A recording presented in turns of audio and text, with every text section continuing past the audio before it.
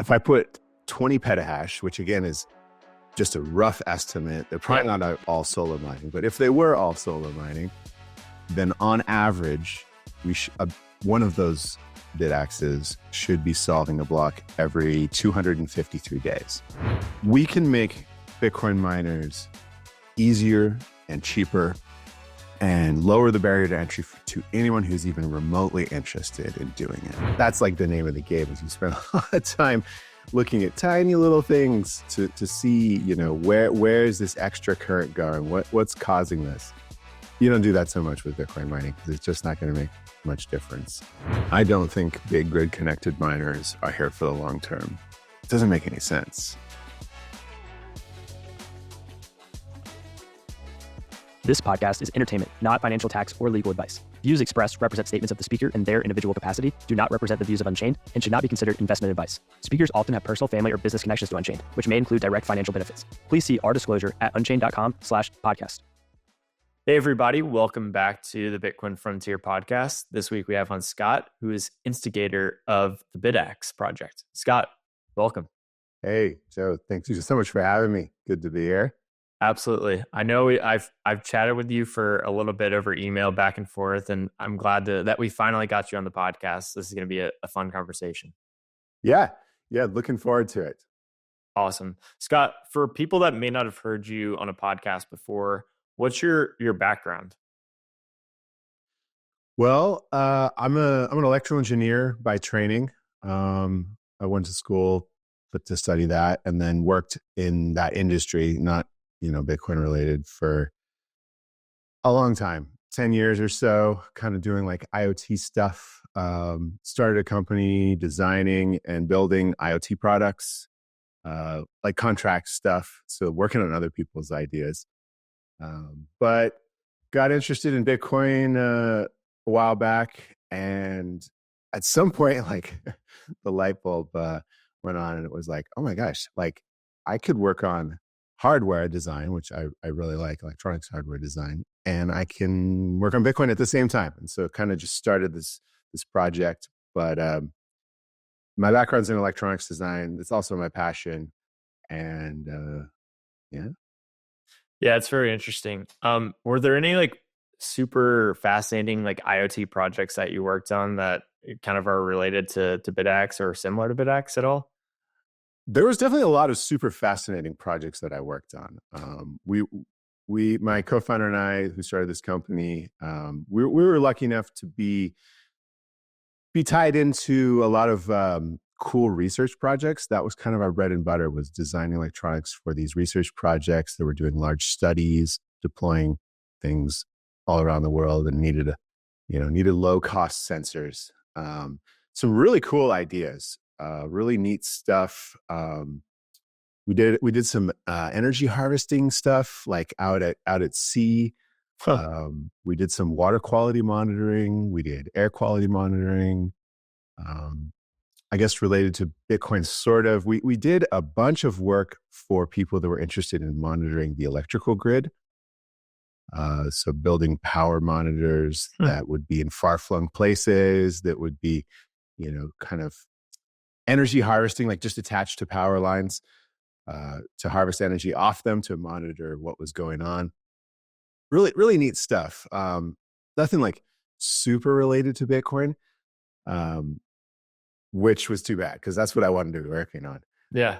But all of it was for the most part really low power stuff, like designed to operate off batteries or solar panels for a long time. So very different from mining in that respect.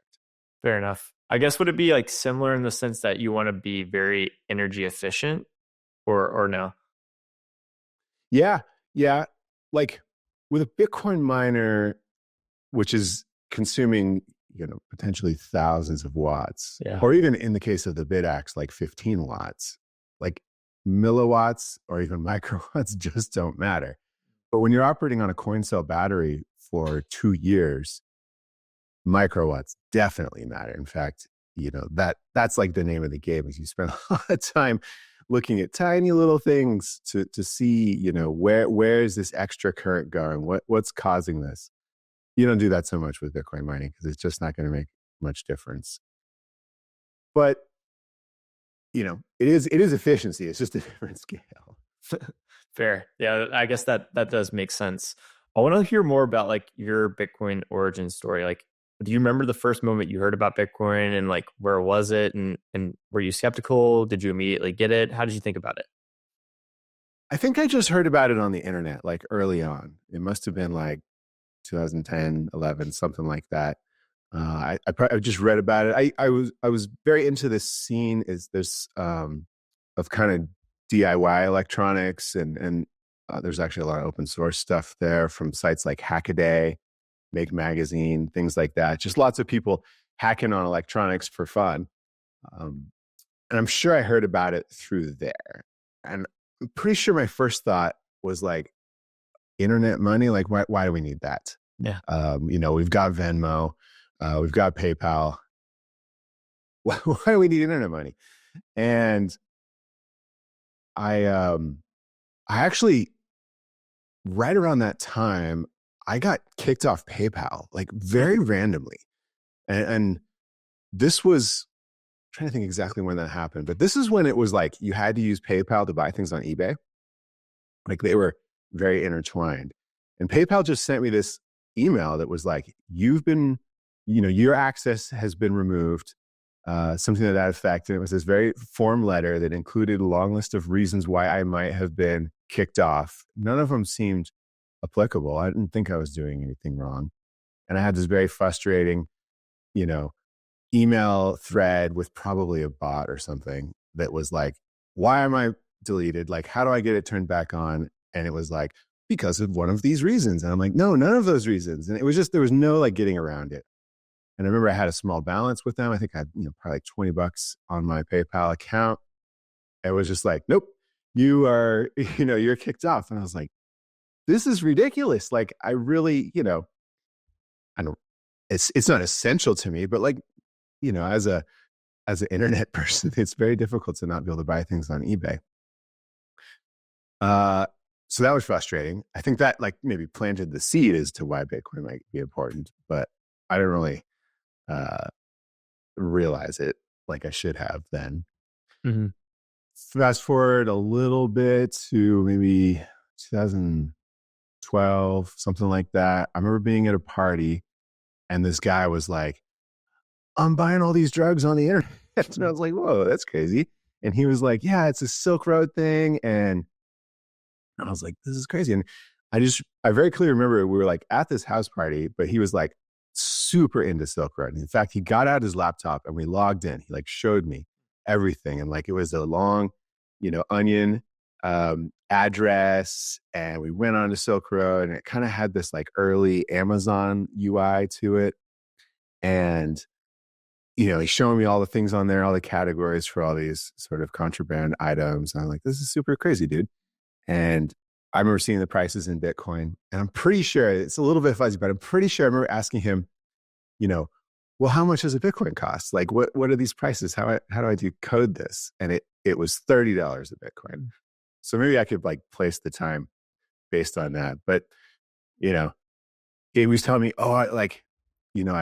I because he's buying these illegal things, he's like going to local Bitcoins where he like actually meet up in a coffee shop with someone and like give them cash for Bitcoins. I mean, I'm super intrigued by this, like not necessarily to buy illegal things, but just that there was this whole just like in-person marketplace for this. And it like had a real value and the people were doing this. I haven't like talked to that guy since. I'm sure if he still has any of those Bitcoins, he's probably doing pretty well. I was not smart enough, however, to buy any Bitcoin at that time. But just kind of planting the seed. And I think I after that started reading about it more and learned about Bitcoin mining. And I was working at the university where I went to school at the time. And we had in the digital design department, we had like a big lab with lots of FPGAs. And the students would come in and use it during, their lab time, and they would just sit there all day, all night, and they would leave them plugged in. Like these FPGAs would be running. I guess for those who don't know, FPGAs are sort of like reconfigurable processors. They're like general purpose devices, but they can be used for Bitcoin mining as well. And they were sort of popular in Bitcoin mining before ASICs, around the time of GPUs. Anyways, I was like, okay, I'm learning about Bitcoin mining. Like, this seems like an opportunity. I've got a lot of FPGAs at my disposal. So I looked at open source Bitcoin mining. FPGA bit streams is kind of like the code you load on an FPGA is called the bit stream. So I looked at open source ones. Like, it was great. I could just go and find a Bitcoin mining bit stream, loaded it on a bunch of these machines, and was mining Bitcoin. And I remember talking to my boss and telling him what I'm doing. He's like, "That's cool." Like, it was cool. He was like, I wanted to make sure it was cool with him. Like, it seemed like it wasn't gonna, piss anyone off, because these machines are running anyways. It's not a lot of power. Like, and the students can come in and just do whatever whenever they want, anyways. But his deal was like, "Oh, that's cool. That's fine with me. Like, but you're getting real money doing this, right?" I'm like, "Well, yeah, I'm getting Bitcoin." And he's like, "All right, well, here's the deal. You can do this, but as soon as you get enough to buy a pizza, get one and split it with me." That was his deal. It was super cool. And it was funny that we came to this pizza agreement just kind of independently early on. But I don't think I ever got enough to get a pizza. He and I went and ate pizza all the time anyways, but I don't think I ever got enough Bitcoin to get the pizza. But that was my sort of real introduction to Bitcoin, when I really kind of got into it, started learning how it worked, and got excited about it. It was kind of like once that hardware connection, and like the fact that I could just do it and didn't have to, ask anyone. Yeah. Yeah, it's really cool. That with like the eBay story makes me think like you had I guess nowadays, obviously, I think people get into Bitcoin. Many people get into Bitcoin because the number is going up. You came in because the censorship resistant properties of Bitcoin deeply appealed to you and kind of solved problems that you may have been experiencing. Yeah, exactly. And I had, I grew up in, I don't know, I grew up in like the San Francisco Bay Area, and I actually was into pirate radio early on when I was in high school, and kind of that rebellious sort of rebellious electronics, if there's even such a thing. It always appealed to me, and making that connection with Bitcoin, and that it could be, I don't think I was like here for the revolutionary properties of it, at least early on. Certainly not like I am now, but Yeah. I think that definitely appealed to me. Yeah, that's really cool. Well, I definitely want to dive into Bitaxe, since obviously you've been tinkering with all sorts of computer hardware for a very long time. What is the Bitaxe? The Bitaxe is an open source ASIC based Bitcoin miner, which doesn't sound that interesting, but it's insane to me that the Bitaxe, we've had ASIC Bitcoin miners for over a decade, and the Bitaxe is the first open source one ever. The first, known open source one that I can tell ever, which is insane, because Bitcoin is fundamentally open source. Like, Satoshi from the very beginning was like, "I've developed this new open source peer-to-peer currency." So the rest of Bitcoin is developed open source, out in the open, freely for everyone. In early days of mining was too, but once we got ASICs, then the mining part just closed down. It became very proprietary. No one shared anything. And the Bitaxe initially started as just kind of me being interested in Bitcoin mining, and also interested in designing hardware and wanting to do it. This was probably 2020 or so, when I kind of came up with this idea to do an ASIC Bitcoin miner, because I had done FPGA stuff before.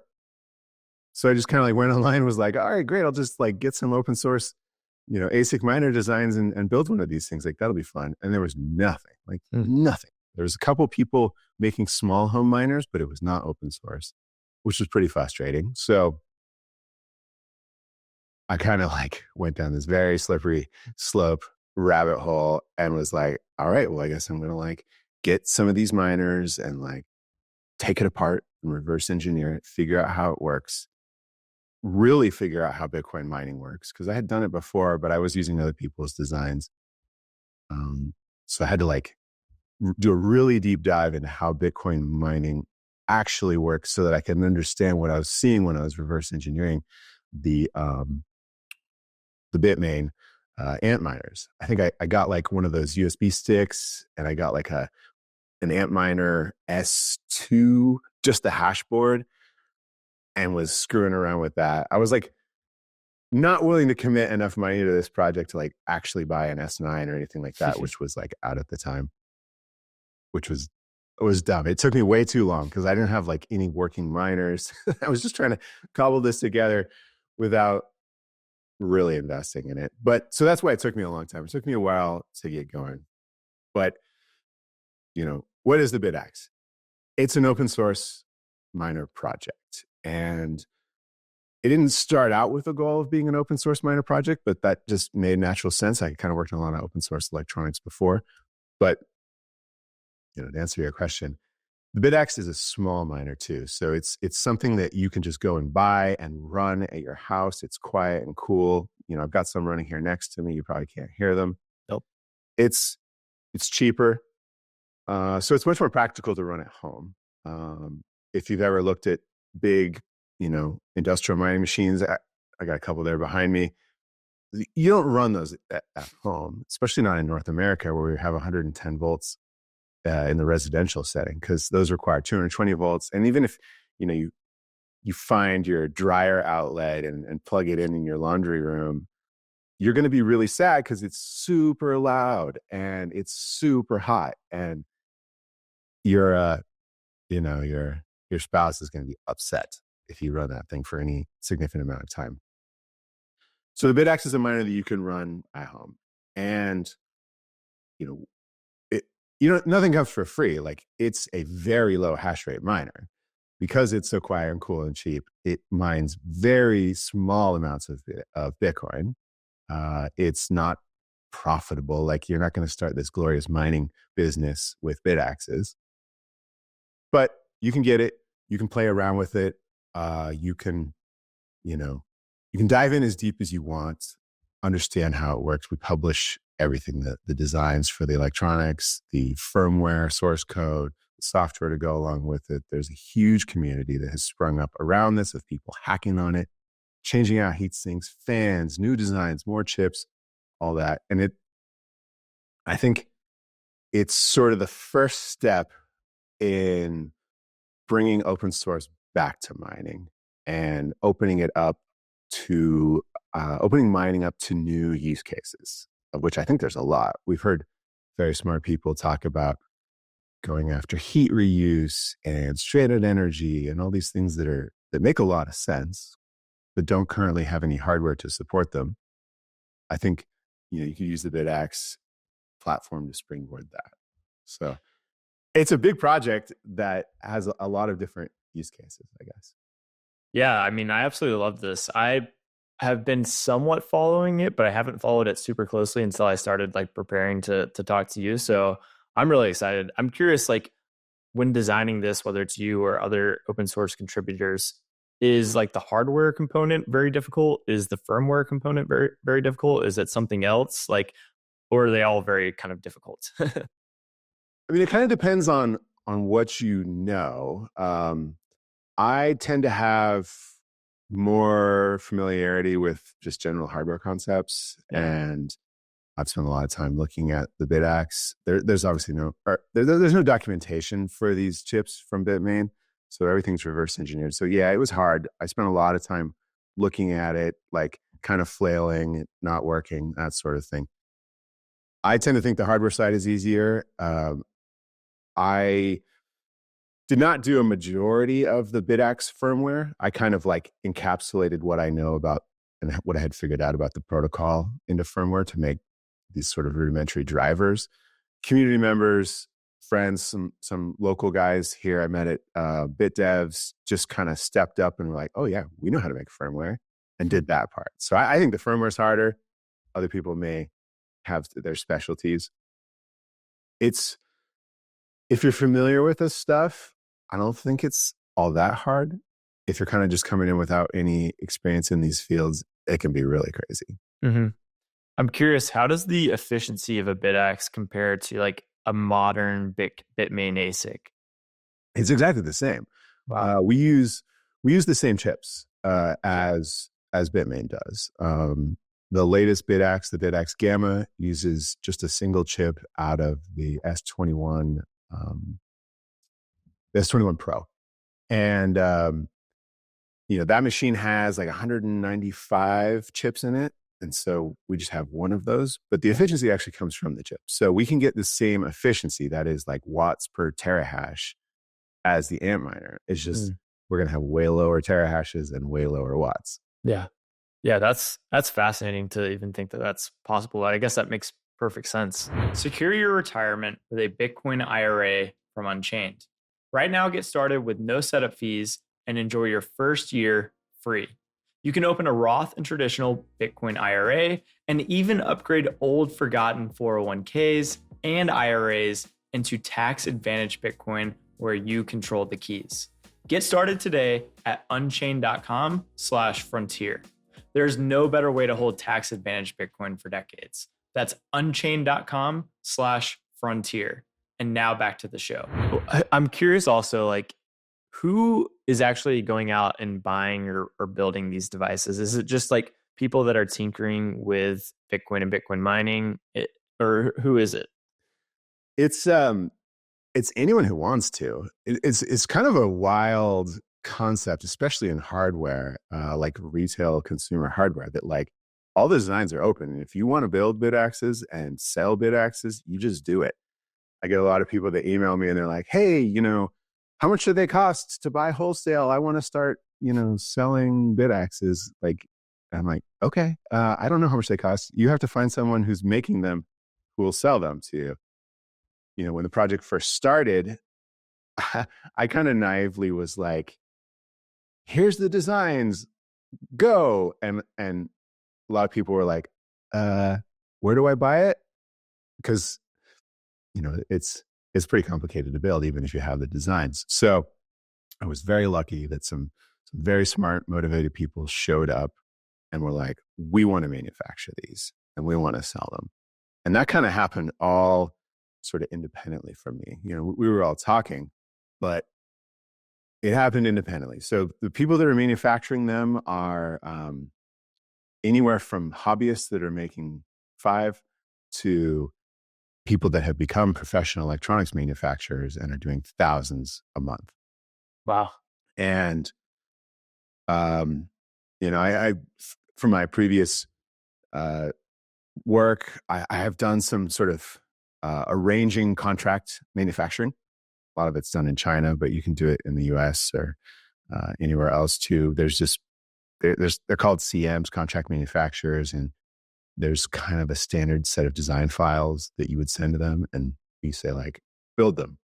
I provide all those design files for someone who wants to start doing that. This project's a little bit weird because the ASIC, the chip itself, is not available from distributors. So that's the wrinkle there. If you're making any other device, you could take sort of the Gerbers and the BOM for a project, send it to a contract manufacturer and say, I want 100 or I want 10,000, and they could do it. If you take that Bitaxe files and you do that to a CM, they're going to be like, okay, we can do it, but except for this one line item, like, BM1370, our suppliers don't have that. Where do we get it? And then you're gonna have a tough time because that's not available. But your question is who's making these, and it's anyone who wants to. I have talked to a number of people who are doing it, but there's no reason you don't even have to talk to me. So I'm certain that there are people manufacturing these that I don't know. Nice. Yeah, and I guess ideally a bunch of people go out and build these things and create different businesses and incorporate these miners into, I guess, different devices, whether it's like creating heat or other things potentially. Is that right? Exactly. That's become the goal. Is to get as many people building these, as many people modifying these, hacking these as possible. We do, the Bitaxe project has an open source license. It was the GPL, the GNU public license, for a long time. We just recently switched to a CERN open source license. It's more appropriate for hardware, for software. But you can do whatever you want with this, with these couple caveats being that license, which says that you have to release your changes. Mm. And that's how we keep it open source. So like you can change it, you can call it the gel miner, you can change it however you want, but the license says that if you distribute this, if you want to just hack it at home and do whatever, that's fine. But if you want to like sell them or distribute it even for free, you need to release your changes. So the documentation for all your changes so that, they can contribute back to the project, or it just kind of keeps it all in the family. That's kind of the only rule. But yeah, we want to get it out there. We want to get people going with crazy stuff to do with this, which I am very happy that people are doing. Yeah, that's really awesome. Do you think this project is important for the future of Bitcoin? And like, if so, why do you think so? Well, the project has kind of evolved into this goal of promoting free and open Bitcoin mining, which I think is incredibly important to Bitcoin. That is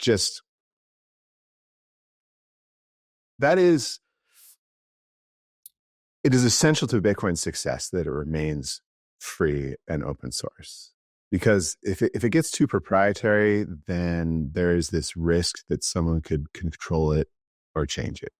Whether that's, the people that make the node implementation, or in this case, Bitmain that makes these miners and makes the firmware, and they don't share how it works, right? They could potentially change that however they want. And we don't really, if we're very centralized on them and very reliant on them, we don't have much choice. So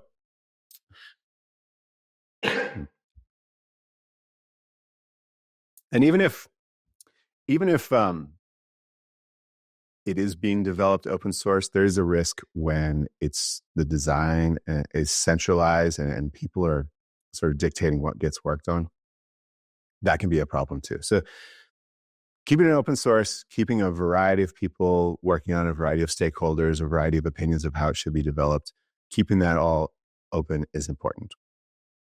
The Bitaxe is promoting that idea within the Bitcoin mining sector. Is this project important to Bitcoin specifically? I like to think so, but I think the idea, the open source ideal, is the important part. When I kind of first started this and was kind of going through, talking to people, talking to distributors, sellers, things like that about doing this, the thought was like, why would anyone buy a Bitcoin miner that's not profitable? Why would they pay their hard-earned money to get this machine that's not going to make them any money? The thought was like, I don't know, people do this all the time. Like, think of people that tinker on cars or like build crazy gaming machines and, all that stuff. Like, no reason why they shouldn't have that option in Bitcoin mining too. So the thought was that, yeah, people will do it just because they're curious, because they want to, because they hack. Like, not everything you do in life has to be a profitable business. That was the thought. That does seem to be true. We're kind of still finding out what the size of that target audience is, but it does seem to be true. And I think that market is undeniable, and it's really powerful as Bitcoin miners, because they don't care, right? They don't care what the hash price is. They don't care what the electricity price is. They're going to plug these things in and either A, forget about it and just leave it running, or B, hack on it and get more and add on, and they're not going to ever unplug them. No jurisdiction is going to be aware that they're even running them. So like, if in a particular region it gets outlawed, it's like, this thing uses as much power as a cell phone charger. No one's going to know you're running it. It's very censorship resistant, very sort of price resistant. It's a good thing for Bitcoin. Yeah, I definitely agree that it is a great thing for Bitcoin. You probably wouldn't know this, I guess, but is there any idea of like how much hash rate is actually on the network because of, the Bitaxe? We have no way of knowing for sure. Yeah. Like I said, people could just start manufacturing these and selling these, and they don't have to talk to me. They don't have to talk to anyone. If they're mining to their own their own node at home, they don't have to talk to anyone unless they solve a block, in which case they need to talk to the Bitcoin blockchain. But we don't know for sure. I've talked to some of the bigger manufacturers that are making a lot of these and figuring out how many they've sold, and it's like 20 to 25,000 is the number that we've kind of like guessed about. So that would be, somewhere just south of 20 petahash. Nice. If we're saying on average they're 1 terahash each, some of the older Bitaxes were less than 1 terahash. The newer ones are more. They're 1.2 terahash. Still a lot more of the new ones. Again, no way to tell exactly what the hash rate is. Maybe in the future when we have lots of Bitaxes out there and we're solving blocks all the time, then you could be like, okay, judging by how fast Bitaxes are solving blocks, we can sort of guesstimate how many are out there. But we're not solving a lot of blocks yet. In fact, as far as I know, there's only been one, which was I guess it was in like late July, something like that. Right before the Bitcoin conference in Nashville, someone solved a block that we highly suspect was from a Bitaxe. Again, there's no way to know for sure, but how are you able to suspect that? Is there like some sort of fingerprint on like the block or something? There isn't. So yeah, I want to make that very clear, and you can go and look at the firmware to verify this. But like the Bitaxes do not phone home; they don't put any signature on the blocks. Like I have been militant about this. Like we do not track this, and talking with all the people that are contributing code, like we do not hit any other servers. The only server that the Bitaxe communicates with is the Stratum server that you configure. There's an option to check for firmware updates, which will hit our GitHub repo, but that's like a button that you click saying check. So that doesn't happen without your knowledge. We don't track. So there's no way to track.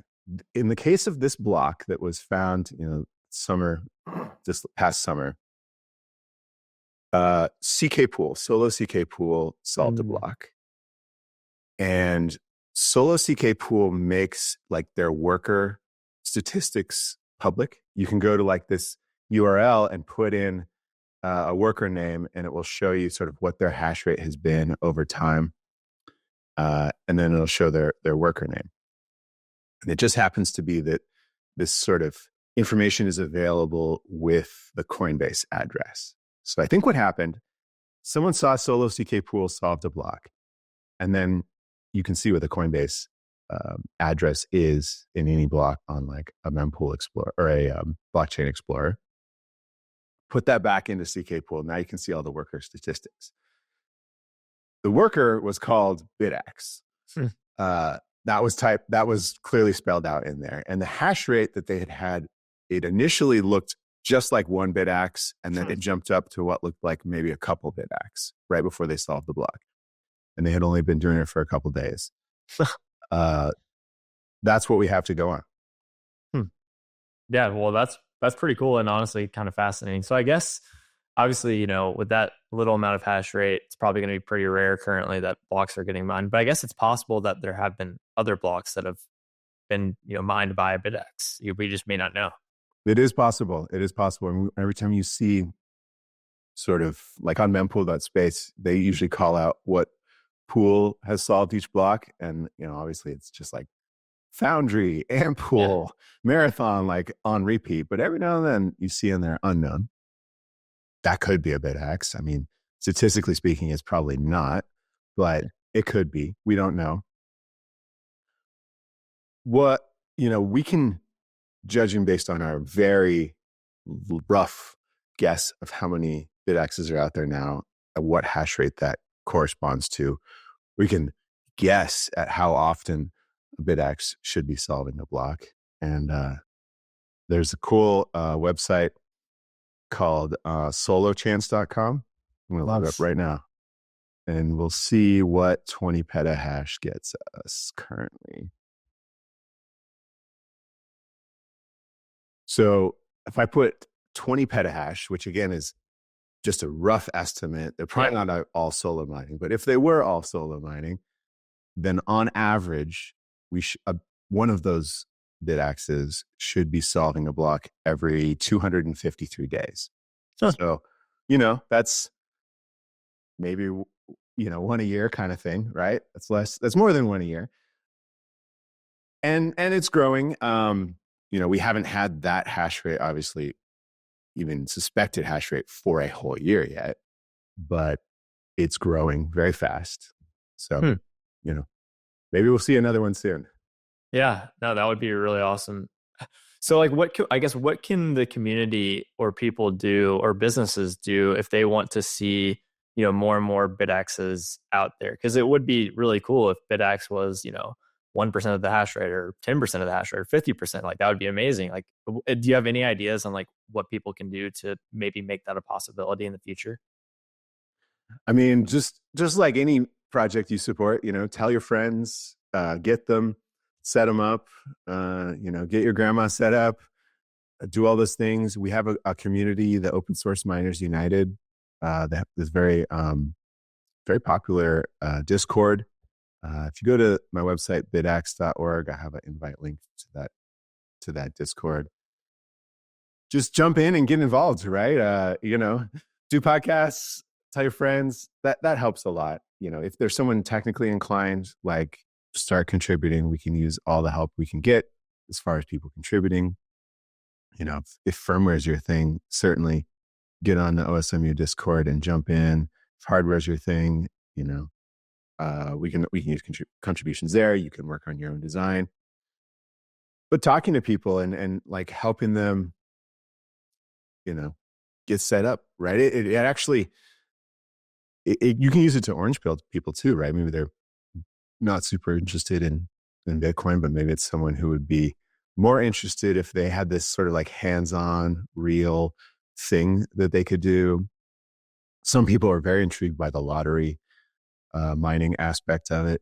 I talked with several people that just didn't even, they heard about Bitcoin and like, oh, it's this like, crazy internet money, but maybe they like gambling. The lottery thing is intriguing because people don't necessarily realize, or they haven't thought of it, of this concept that there's just this lottery going on, and every 10 minutes we pick a person to win, over $300,000 in Bitcoin.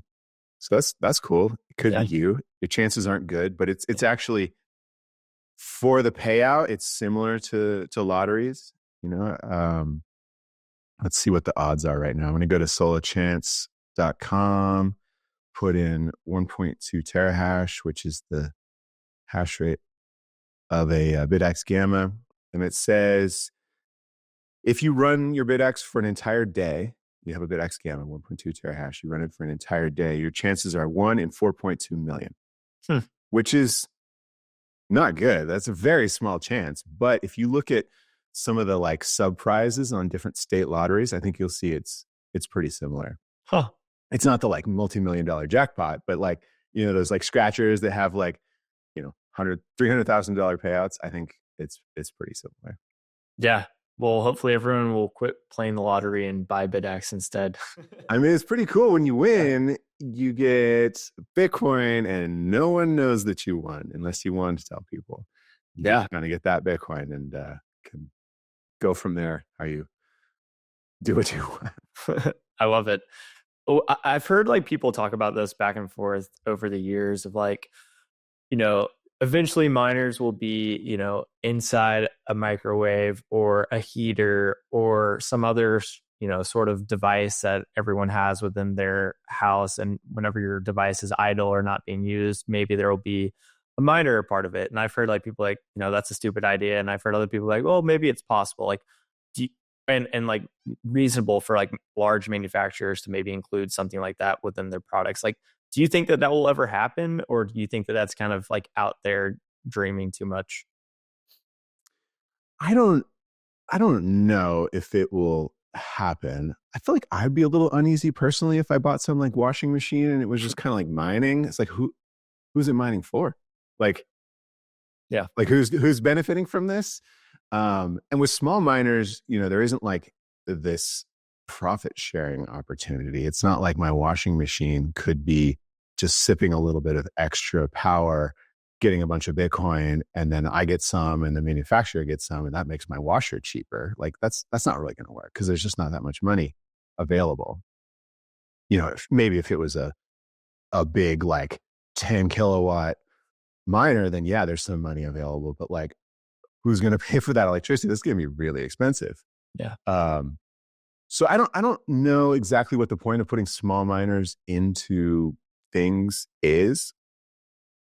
Certainly it's possible. Like you could put these chips in there, especially if there's a manufacturer who will, an ASIC manufacturer will sell you bare chips, which is kind of a challenge right now. But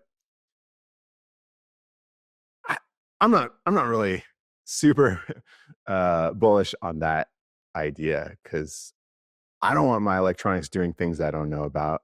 Yeah. And I don't see a path towards making my stuff cheaper because it has a Bitcoin miner in it. Mm-hmm. Yeah. Yeah, it makes sense. I wish that was possible somehow, or like, I wish, because I want more people to be running Bitaxes or somehow like decentralized mining, but it does kind of make sense that it would be, maybe not reasonable. Yeah. Anything's possible. I was like, when they started putting phones in cameras, when they started putting cameras in phones, I was like, who's going to want that? That's stupid. So I'm not really too good at predicting these things, but we can make Bitcoin miners easier and cheaper and lower the barrier to entry to anyone who's even remotely interested in doing it, and anyone who wants to get them for all their friends and all their family. And they can just plug them in and forget about it. And we can also make it easier for people to make mining machines for these other use cases like heat reuse and stranded energy and all that stuff. And that enables situations where people who aren't even interested in mining might want to do it for, solar panels that use your excess energy to mine, things like that. People can build these machines, these bigger machines. There's lots of cool use cases. There's a company called Anandro that subsidizes solar panel install with Bitcoin mining. Done a little bit of work with them. There's a lot of opportunities here. So I hope that people can take advantage of this. And I hope having this stuff available open source means that they don't have to start at zero. They can just go and make these things and try them out. Yeah. I hope that's the future. Yeah. Yeah. I mean, to me, the ability to consume like excess or almost would be wasted energy, like that seems like a potentially a huge market, and almost maybe even like the end game of Bitcoin mining itself. Like, how do you see this playing out? Do you see that there will always be these large mega mines that are, on the grid effectively? Or do you see maybe people will start doing like this wasted energy stuff, and like that might be a large portion of the mining market? Like, how do you see it playing out? I don't think big grid connected miners are here for the long term. It doesn't make any sense. And we're seeing lots of these big publicly traded miners now are kind of waffling, like some of them are more focused on their Bitcoin treasury now. Some of them are doing AI stuff.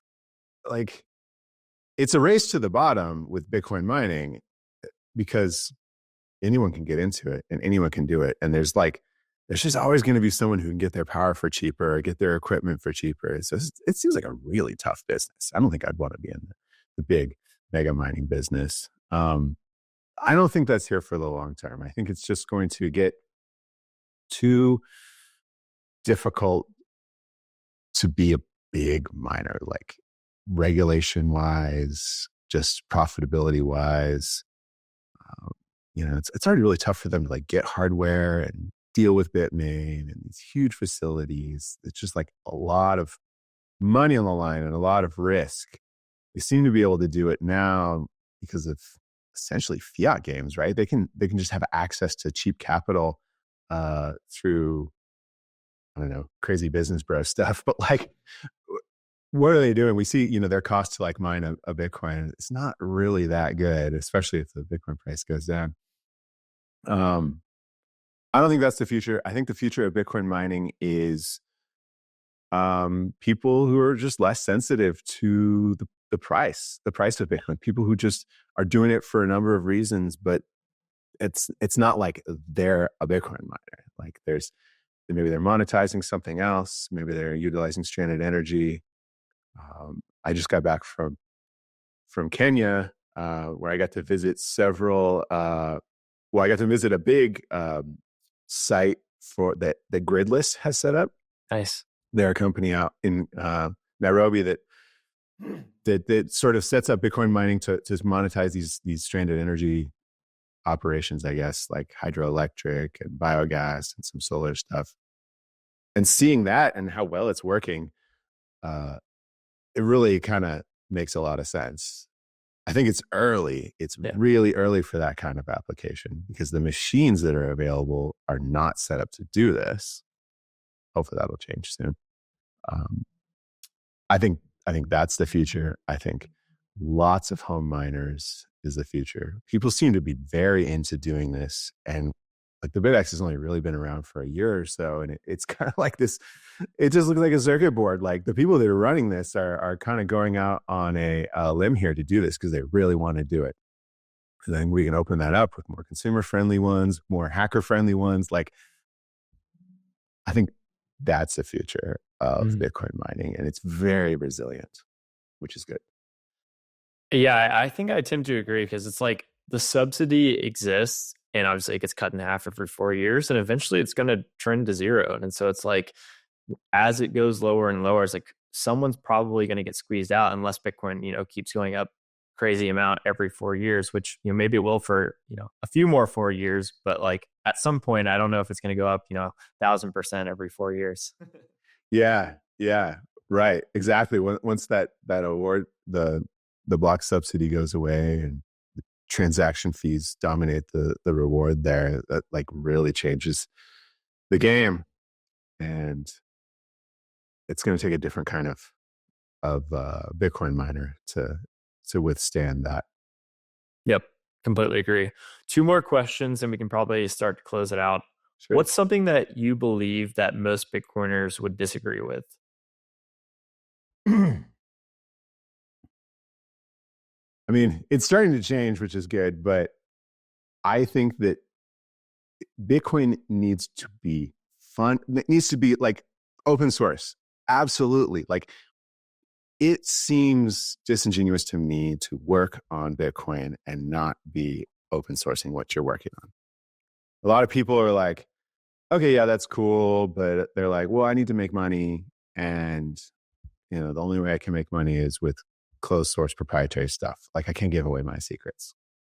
I think that's not right. I think you can make money on open source stuff and you need to figure out how to do it in Bitcoin because that is a key component of Bitcoin. And it's a key component to Bitcoin's success going forward is that we're getting this all out there because if your idea, if your product, if your intellectual property, everything that you've worked on, like dies with you or goes to jail with you or whatever, like goes out of business, like due to, let's probably the most likely situation is your company just folds because of funding problems.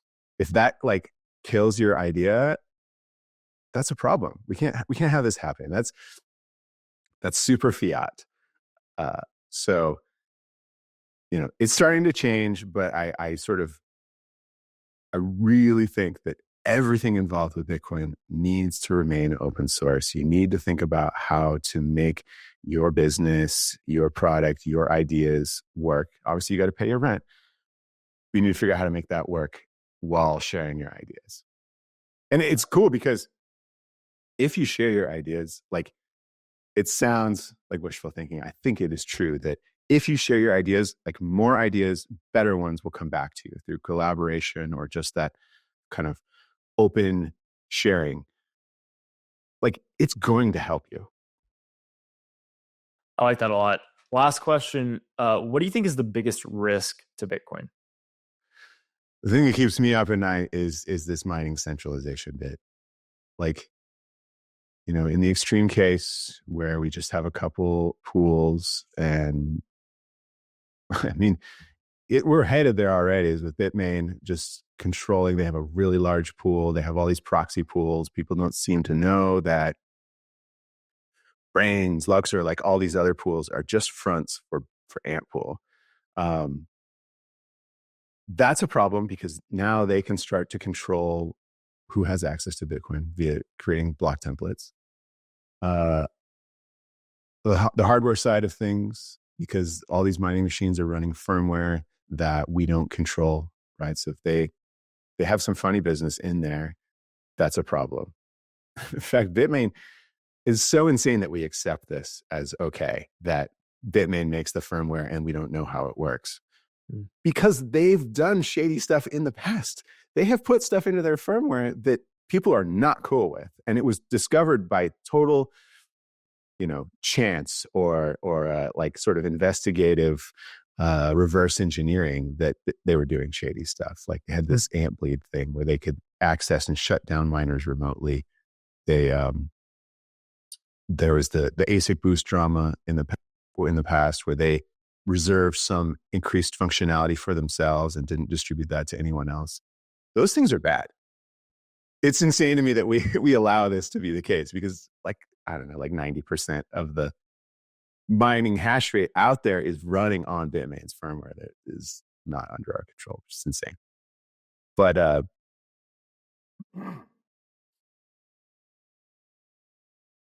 that worries me. That centralization, it worries me. I think we've got to get the word out that this is the case, that things are centralized. It's a problem. We can fix it. The cool thing is, like, we can fix it, like the plebs, like the little guys. We can fix this. And there's nothing they can do about it, which is a cool aspect of Bitcoin, that permissionless thing, right? It's permissionless in that anyone can transact Bitcoin, but it's also permissionless that anyone can develop on Bitcoin, because it's just the people that run the software and the miners that control how this thing works. So we can do this. They can't stop us. Pretty exciting, but it definitely needs to be done. I talk with people and they're like, oh, mining's always been centralized ever since the very beginning. So this isn't new. And it's like, okay, sure, but that doesn't mean it's not a problem. That's something that we need to fix. I've been very encouraged in the last year that,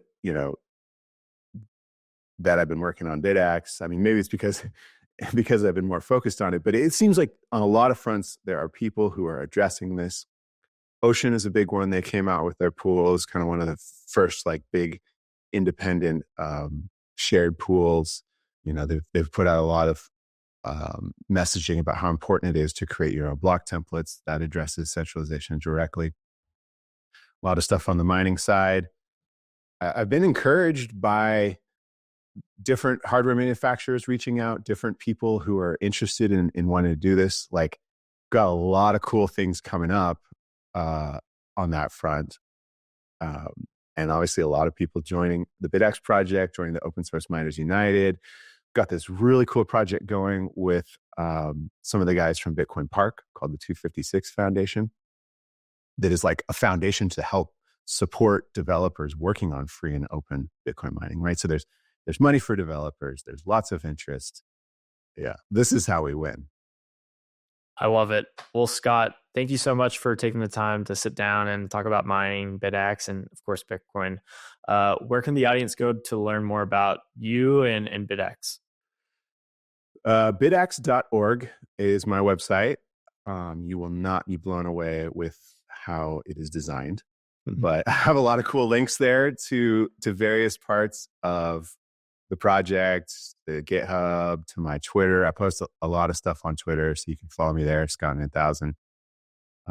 This OSMU Open Source Miners United Discord is huge. We got like 5,000 members. It's growing like crazy.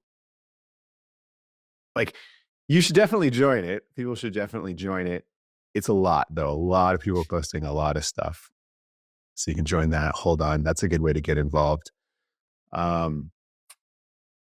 Yeah. There's on Bitaxe.org. I have a link to something I call the Bitaxe legit list. And it's just a listing of Bitaxe sellers that follow the open source license. sadly, not everyone does follow the open source license. So I kind of wanted to create something to highlight the people that do. And it's a long list of people all around the world that will sell you a Bitaxe. And so if you want to just get one, you can get one for $150 or so. We're kind of expanding where you can get them locally all around the world, get in your local currency, hopefully not pay too much in import and shipping fees. Get one, try it out, plug it in, see what you think. Let me know what's not working. Let us know on OSMU what's not working. I think a lot of people plug it in and are like, oh, this is like more interesting than I would have imagined. I don't know. Some people plug it in and forget about it, but a lot of people are like, oh, well, I've got 5 Bitaxes now. Well, that's awesome. Scott, thanks again. This has been fantastic. Thank you so much for having me. This has been great. Good talking to you.